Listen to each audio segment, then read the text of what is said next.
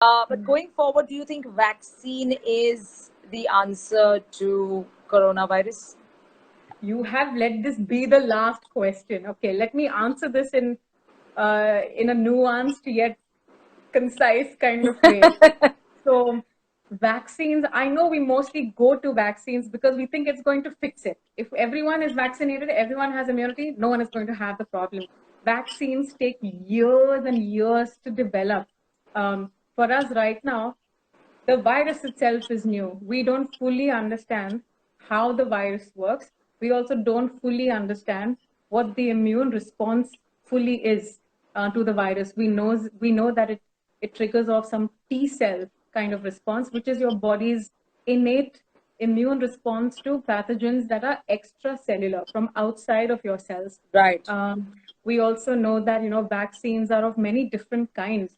So if we used a vaccine that would trigger off this kind of a response, then it might not be good because it's already going to cause some harm. Then there's many kinds of vaccines. So there's a vaccine that can be like a live attenuated vaccine. This is the first kind of vaccine, which is alive parts of the virus, but little bit lesser powerful. So you have life, but not power, like a woman in patriarchy or something. So a good example of that is the do boond polio care. You've heard that? Remember, Yeah, Amitabh yeah. Bachchan gave drops of polio. It's an example of a live attenuated vaccine where it is alive, but it does not have that much strength. So the body can build antibodies against the virus while the virus is not so potent. So that is one kind, and the second kind is really not so functional kind of a virus kind of a vaccine. Then there are these subunit type vaccines which take parts of the virus and then they trigger off your body's response to that. Then there's recombinant vaccines, which will again take, like the DNA or the RNA in this situation of the virus and introduce it into your system so that your body develops antibodies to, those spike proteins without you actually falling sick. And so there's many approaches to developing vaccines. There's also like plasma, for example, Yeah. from people who have been affected by the condition. They have some immunity, so that's a good way to enhance passive immunity for someone who is not yet affected by this particular virus. So there's different kinds of vaccines. Bottom line, and we need to first find out what would be the right kind of vaccine to make. What kind of a reaction would someone's immune system have to it, and who would be the right candidates for it. Right now, actually, there's about, 80 countries from the globe actually are fighting. Of course, there's a race to the vaccine, right? Because why not capitalize on this crisis? I think there's 111 candidate vaccines, for example, out there. And some of them have actually entered into human trials. So the vast majority are still in animal trial stages. Animal trial is mostly overall for safety. So if these poor animals are dying, then you know that this is not a good vaccine to test on human beings. So this is what animal trials are like. Then they move on to the human trials, where phase 1 is mostly for safety again, and phase 2 and 3 are for efficacy, which is jargon word for is the vaccine doing the job that it is supposed to be Supposed doing. to. There's about 8 vaccines that have made it to the human trial phase. I think there's Pfizer, and there's another BioNTech or something like that. There's two pharma companies, according to the World Health Organization, that have actually started off with these human phase 1 type things, and they've basically inoculated 12 people or 8 people or something like that. So it's a very small number. We don't have, we're not there yet at all. And because vaccines take very long to develop, and there is a chance that if either the perceived threat of the virus reduces, or if we find other alternatives that are effective to treat or to manage, then this vaccine development thing might not even be relevant. It might not even go to completion of phase 2. But right now, it is again just buzzing. Everyone is wanting to capitalize on this stuff, and maybe it is important, just as a scientist, to work towards the betterment of humanity. But these things will take a lot of time.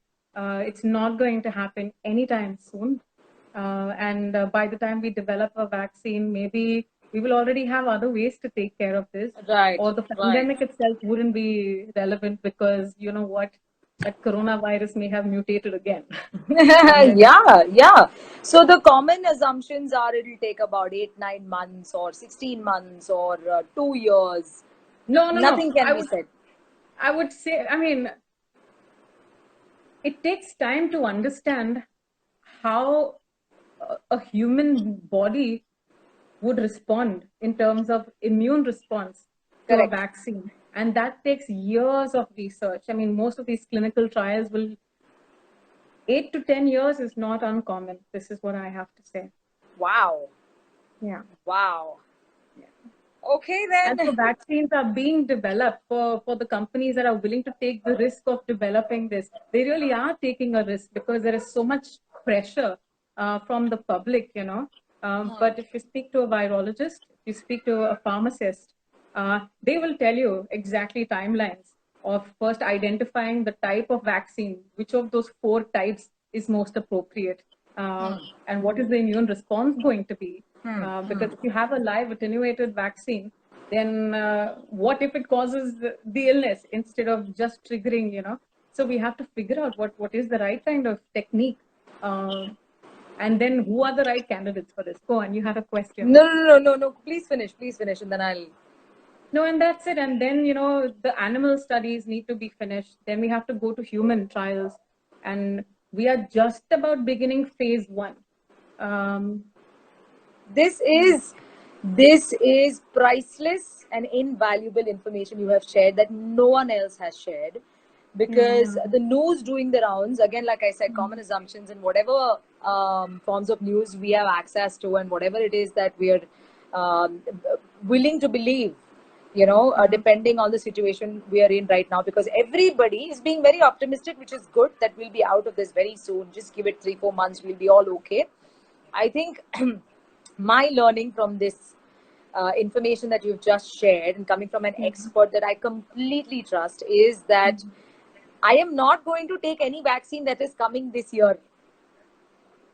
I am not going to get I punched don't by know. anyone or injected by anyone. It takes time. If you want to volunteer as a human subject as part of these clinical trials, Ha ha then ha. you can. No, but that's where we're at. And sometimes Correct. this is how vaccines are built. This is how treatments are tested. Is that we have Right. human volunteers. So there are people who will participate in these trials and things like that too. In fact, uh, this is what governments are encouraging healthy volunteers to be inoculated with the virus, Right. so that we can then see whether the stuff is they're responding well or not and Right. things like that. Right. And I think actually, it's a. the Serum Institute of India, or the Serology Institute of India, SII, is actually Pune based.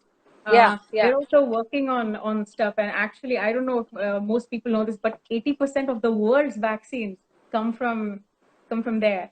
So it's pretty cool. So we have different groups working towards this, Yes. but it is, realistically speaking, going to take some time. This is not a science fiction movie that is going to get over in an hour and a half. These are long-term global pandemics. We have to look Right. at the nature of the virus, uh, the immune system's response to the virus, and who are the right kind of candidates. What is going to be the right mode of delivery? Is it going to be drops? Is it going to be injection? Is it going to be, like just a diffused aerosol? And there's many, many, many things to consider. We Right. have just these two companies, Pfizer and that other, I can't remember the name now, but BioNTech. They've just about begun human trials, and like really, I'm not even kidding. There's either 8 or 12. They've inoculated 8 or 12 candidates. Now that is not a good sample size at all. These are very small numbers of people. We need larger studies. We're talking Right. about human beings that we want to save, and there is always going to be a cost benefit analysis to vaccine development, even in terms of research. Research ethics, very, very, very important. And so I think there's a lot of LC issues, we call it, ethical, legal, social implications, ELSI, as part Okay. of clinical research for drug development, vaccine development. It's going to take a while. But what instead of, fantasizing about something that we don't have, because this is again human tendency. We want that stuff because we think that is going to fix it, that is going to make us happy, like about all these aspirational things. Instead, let's deal with the present. What we do know right now is that the virus is highly infectious. Right. We know that it is not highly lethal. We know 80% of people will do just fine. And the way for more people to continue to stay fine is to maintain 6 feet distance, is to wear Right. a mask, is to wash your hands. And 20 seconds it is, because soap and water for 20 seconds will destroy some of the fats that are on top. There's a whole lipid layer on top of the virus, which if you watched any Bartan Dhone Wala ad, you know that chiknai ghata hai, like all of these Nimbu Shakti ke saath and all of this. So soap will destroy chiknai. And without that lipid layer, the virus is not going to survive. So you want to wash your hands with soap water for 20 seconds, which seems like a short time, but singing happy birthday twice makes it 20 seconds. So these are the things that we can do. Let the scientists do what they are doing. Let public health officials do what they are doing. As citizens, I would encourage everyone to follow orders, because those are based on what we know. I think we can all wish for things, we can all hope for things, and there's nothing wrong with hope. I think hope is what drives us. We would all, it would be pretty miserable, humanity without any hope. So it's good to have hope, but let's also be realistic. Like I was saying earlier on, there are things that are in our control and there are things that aren't in your control. If you're a scientist, if you're a virologist, go at it. If you're a healthcare professional, go at it. If you're a singer, do that. If you're an RJ, and if communication and asking questions is your thing, you do that. If I'm a scientist and a healthcare professional and answering those questions with as much honesty is my thing, then I do that. I think we all have gifts, we all have skills. We can't all be virologists. We must not. Let the experts do their job, and let's get the information that people are trying to give us. And as long as we follow that, I think that is a more reasonable way to do that than aching for this vaccine that will fix our problems, or like that lottery that will sort our life out. It's not based No, on I think reality. our lottery is our human body, our health. I think that's something that we should rely on the most, 99%, Absolutely. and not on the external things that the organizations and corporations around are making us believe. Let's not fall for it. We have enough of superfoods in our backyard that we can go back to and have simple, good Absolutely. food, good sleep, good health. That should be the answer to most of these viruses. Absolutely. So I guess, that's something that we can very And to also easily. recognize that we live in society and this is a community, to also help each other out. Like Right. you were saying, if someone needs help, I don't know, there was this Dinesh, am I getting this person's name right? Whoever was organizing food for people, they Dipesh. can do Yeah. the bit. So everyone can do their bit. Whatever your bit is, you do that. And that is all that is needed. I think, Yeah. we individually, we are responsible for ourselves, but let's not forget that we're part of society, part Yeah. of community. I think let's learn to be good neighbors and good human beings and be Absolutely. helpful society. Absolutely. Oh my God, this has been good. This has been Yeah. very, very good. Oh, I Thank feel the you. same. Thank you so much for your time. And I think I'll get back in touch with you very soon Sure. as the lockdown continues or doesn't continue. But I think we should do these Yeah, conversations so that we can educate people more, have them ask absolutely. you questions so that you can answer. Thank you, Zoya, Absolutely. for asking those lovely questions. You threw light upon something that I didn't know of, that there is a hemoglobin condition that some people can have through seismic anemia that you mentioned. Yeah. To everybody else who's joined in and talking about being super positive, Sunil, I am _ Sunil, has been talking about Pooja, how positive and how awesome you are. And he's also Yeah. saying that you need to be on TV live so people know what kind of precautions to take. Thank you, Starks Bonkers, Oh, for that calling is me the very, best very kind vaccine. words to say. Yeah.